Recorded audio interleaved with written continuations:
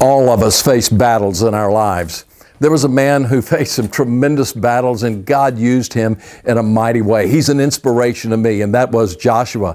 I love Joshua because he was a student of Moses, and when Moses would pray in the tent of the meeting, and when Moses left, Joshua would stay there, and he learned from God. But Joshua had an experience, an encounter with a man who had a sword drawn, and it was near Jericho, and Joshua saw him, and his first question to the man was this: "Are you with us? Are you with our enemies? Who are you with?" And he said, "Neither one.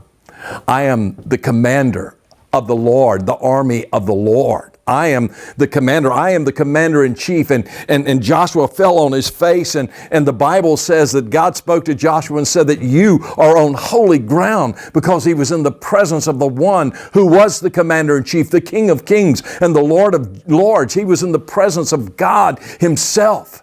And God came to Joshua, and God spoke to Joshua. You see, Joshua had several lessons he needed to learn.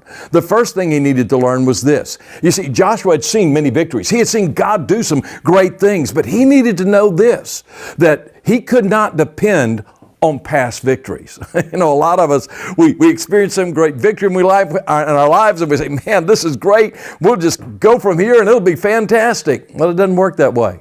Every day brings new challenges, and you have to face that challenge. You see, Joshua had seen God do some things in the past, some wonderful things, but he needed to know there were battles that still lay ahead, and he needed to move forward in those battles. The second thing he needed to know was this, that he couldn't do it by himself. He couldn't take Jericho by himself. He needed the commander of the Lord's army. He needed God himself leading him into that battle. He needed to know that someone was going to do the battle for him. So many times I see this happen.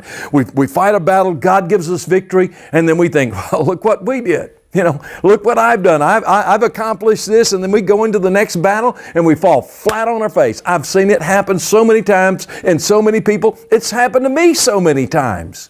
But the real key here is we must know that we have to depend upon God for every battle. And as long as we have breath in our lives and our bodies, we're going to face battles. And we have to learn to depend upon God. Not fight the battles ourselves, but really depend upon God and let Him be our victory.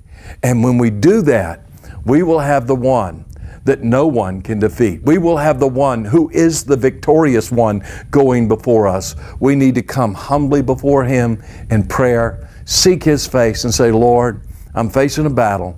I'm facing a struggle. I've got something in my life I'm dealing with, but Lord, I need you for this battle." He will be there. He will be your commander. He will be the one who will lead you into victory.